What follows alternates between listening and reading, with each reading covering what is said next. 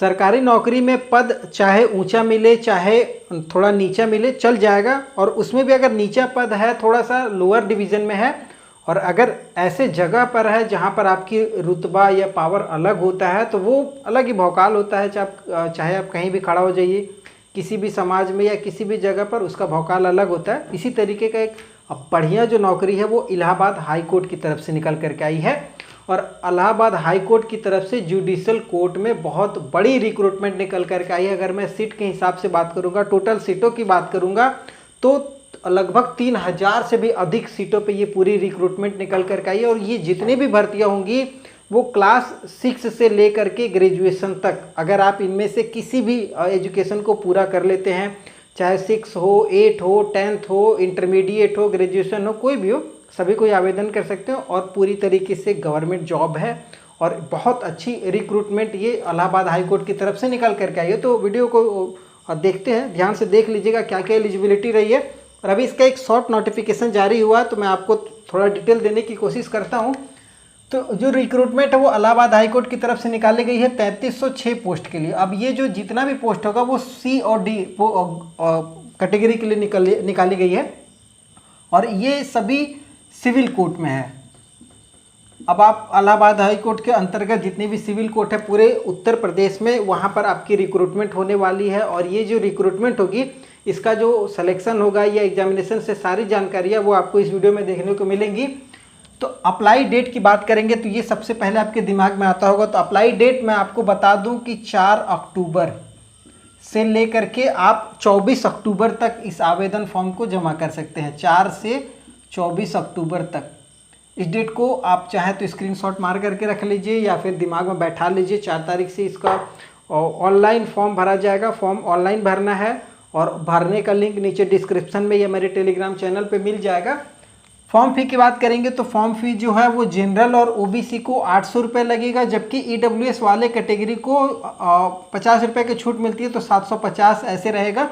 SC ST को minimum 600। ये post wise decide होगा। अगर आप जैसे थोड़ा सा हाइयर पोस्ट में जाएंगे तो आपका फॉर्म फी 800 से हो सकता है 900 भी जाएगा, 850 भी जाएगा, पोस्ट वाइज है। तो ये थोड़ा फॉर्म फी जो है फॉर्म भरते समय देख जरूर लीजिएगा कि आपकी कैटेगरी में कितना फॉर्म फी लग रहा है। ठीक है।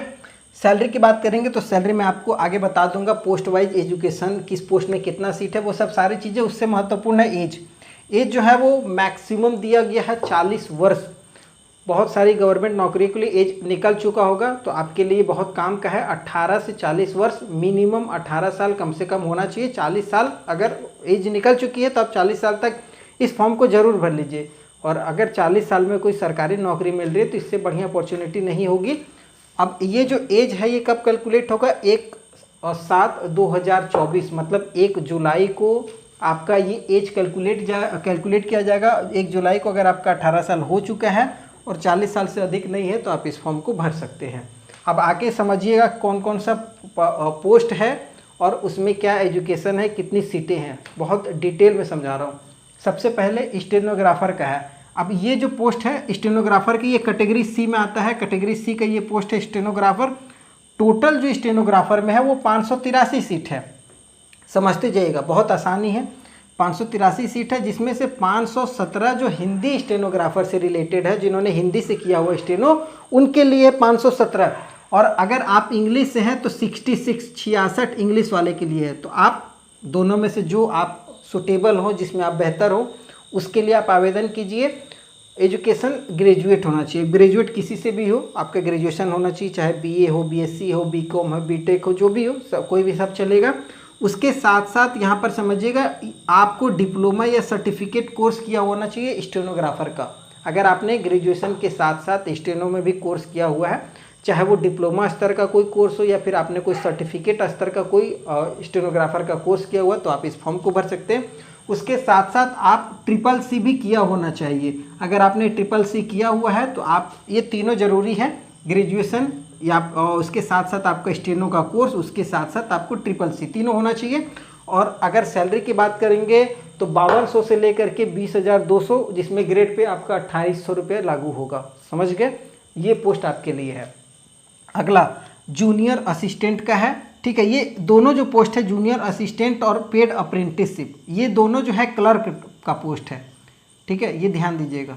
क्लर्क का पोस्ट है। अब यहाँ पर जूनियर असिस्टेंट में 932 टोटल सीट निकल करके आई है, जिसमें से आपको इंटरमीडिएट के साथ अगर आपने CCC किया हुआ और आपके पास टाइपिंग का एक नॉलेज है और हिंदी में 25 वर्ड पर मिनट, इंग्लिश में 30 वर्ड पर मिनट, तो आप इस फॉर्म को भर सकते हैं, जिसमें आपको सैलरी रहेगी 5200 से लेकर के 20,200, ग्रेड पे 2,000 रुपये इसमें रखा गया है जूनियर असिस्टेंट के लिए। समझ गए?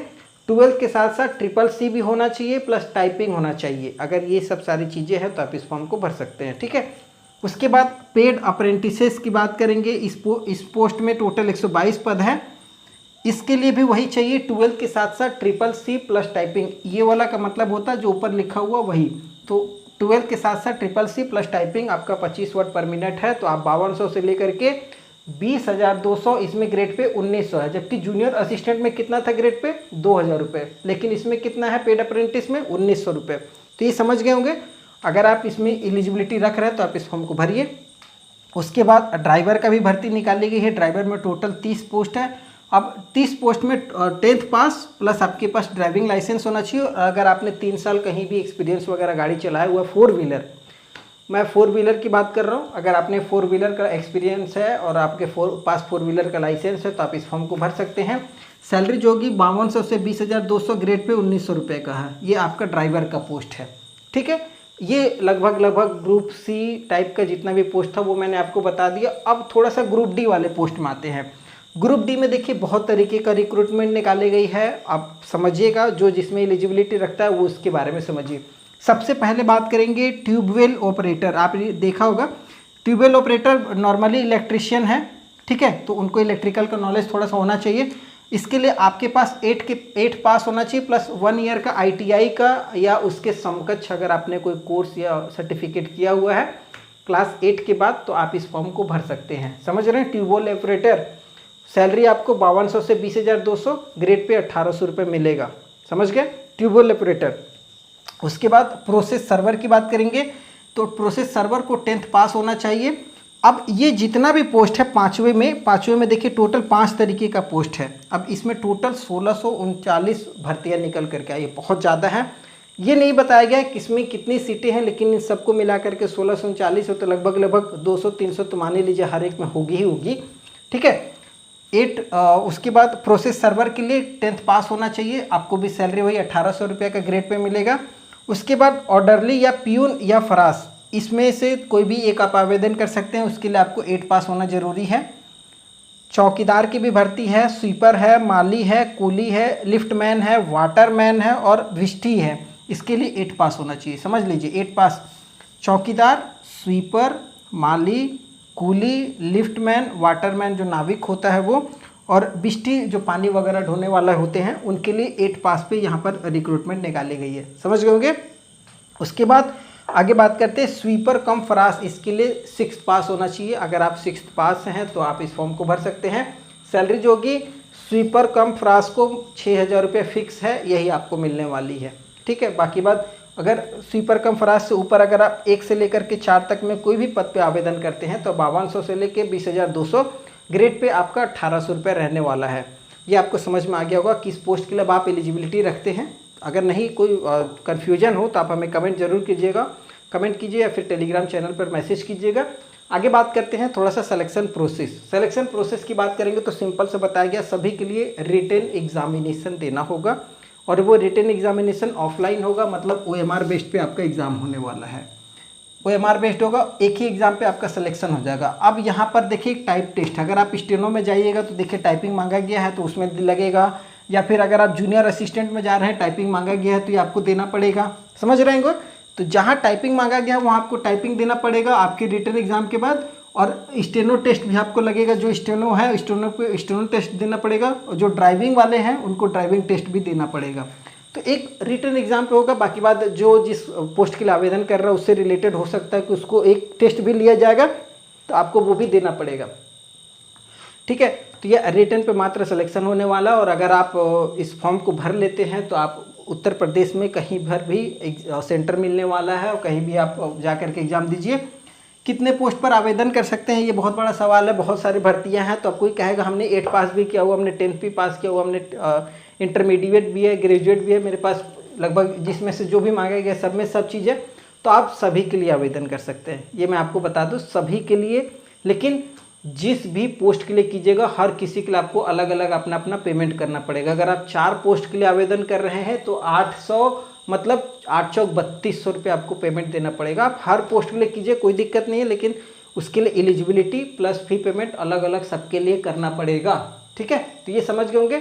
एग्ज़ाम कैसे और कहाँ होगा? एग्ज़ाम आपको ऑफलाइन होगा, उत्तर प्रदेश में ही सेंटर मिलेगा और आपको जा करके एग्ज़ाम देना पड़ेगा। एग्जामिनेशन से रिलेटेड आपको जानकारी मिलेगी। सिलेबस के बारे में बात करेंगे तो अभी इसका नोटिफिकेशन फुल नहीं आया है। जैसे इसके बारे में डिटेल जानकारी आएगी इस पर मैं एक अलग वीडियो बना दूंगा, क्योंकि ये 4 तारीख से फॉर्म चालू हो रहा है और आज है 1 तारीख। आज इसका शॉर्ट नोटिस जारी हुआ है, तो 4 तारीख से पहले हो सकता है इसका फुल नोटिफिकेशन जारी होगा, तो मैं इस पर डिटेल वीडियो बना दूंगा। इसके अलावा अगर आपको कोई कन्फ्यूजन होगा, कोई सवाल हो तो आप हमें कमेंट जरूर कर लीजिएगा, मैं पूरी हेल्प करूँगा। और वीडियो पसंद आएगा तो चैनल को सब्सक्राइब कर लीजिएगा। फिर आगे नए वीडियो मिलेंगे, तब तक के लिए जय हिंद।